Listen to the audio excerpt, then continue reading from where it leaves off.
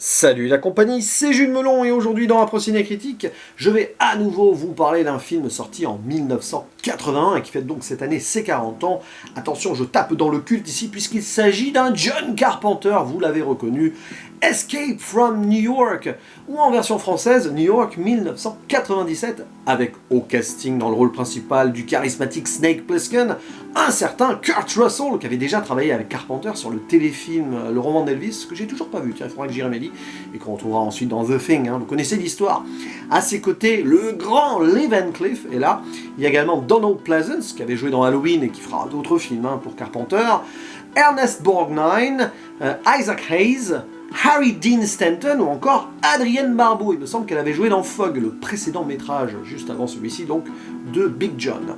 Et il s'agit donc d'un film noir, on va dire, thriller, ambiance post-apocalyptique huis clos, qui va raconter l'histoire d'un ancien héros de guerre, donc Snake Plissken, devenu prisonnier, qui est un petit peu vrillé, et qui est amené donc sur l'île de New York, enfin à New York qui est devenue une île pour prisonniers, voilà, une sorte d'endroit où il ne faut plus aller, où on stocke les gens qui ont fait des grosses bêtises, et des gens qui sont restés sur place aussi depuis le moment où cette île a été transformée en tant que telle.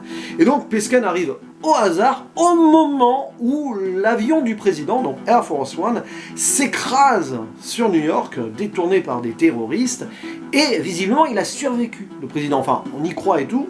Et alors les services secrets, le gouvernement débarque sur place et demande au chef de la police locale, joué par Lee Van Cleef, et qui n'en a pas grand chose à faire, on va dire de l'exécutif et tout, mais bon, il est obligé de s'exécuter, assez drôle. Il demande à Plissken, ils veulent que Plissken, qui est là, et dont on connaît les états de service, aille sauver le président. Mais alors, Snake Plissken, il n'en veut pas du tout de cette mission, il n'en a rien à fiche, au contraire, il rit jaune de la situation. Mais on va pas lui laisser le choix, on lui met un dispositif, et si jamais, au bout de 24 heures, il n'a pas réussi à ramener le président en vie, il meurt. Voilà.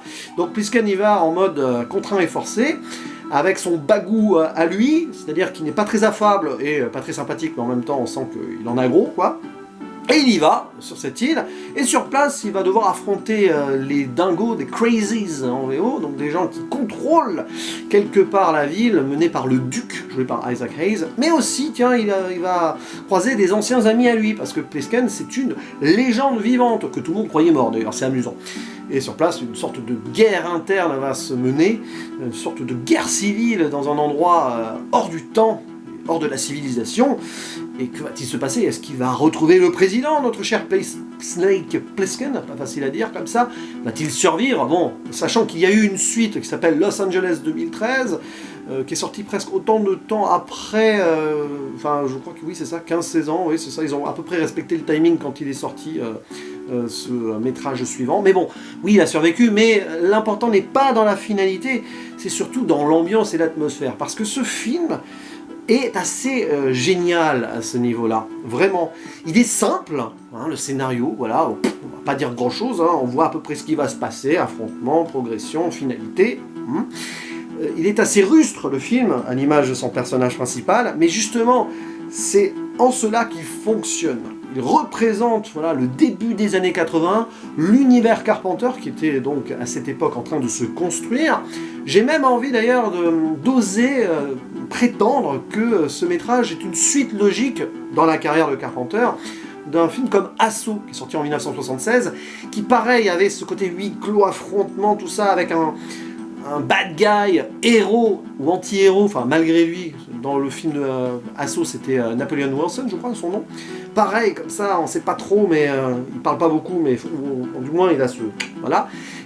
Ici, Snake Plissken, c'est un peu l'écho de ce protagoniste-là, et clairement, New York 1997, sorte d'effet miroir d'Assaut dans une Amérique du futur, qui va de plus en plus mal. Voilà, on est clairement dans une dystopie ici. Le gouvernement a aussi pas très bien tourné, à l'image des prisonniers qu'il, on va dire, enferme là-bas. Et on comprend la colère de Plissken, même si on n'en sait pas plus. Il y a ce côté mystérieux-là qui est très intéressant, je trouve. Et c'est sur ce point-là que tout marche comme sur des roulettes. Parce que, oui, on est dans une forme de film noir, amélioré, années 80, enfin, modernisé. Les décors, les lumières, ça se passe de nuit, donc voilà.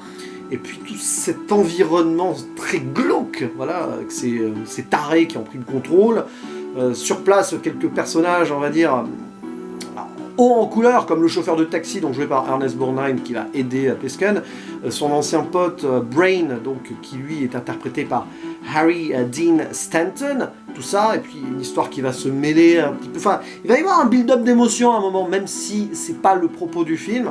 Et évidemment, il y a une critique sociale de Carpenter qui est disséminée ici, à peine cachée. On peut dire que ce film, quelque part, est un brûlot anarchiste, d'une manière ou d'une autre, qui rentre dedans, qui met le système à mal, et c'est quand même quelque chose qui était plus ou moins osé, voilà, bon, après, c'est les années 80, aujourd'hui, on ferait peut-être plus ce genre de film, bon, voilà, d'une manière ou d'une autre. Et voilà, c'est vrai que, forcément, quand tu le revois comme ça, avec le recul, tu vois peut-être des défauts, t'aimerais plus d'approfondissement, c'est vrai, mais c'est sur ce côté froid et direct que le film marche très bien. C'est ça qui on va dire, qui fait la substance de ce New York 1997.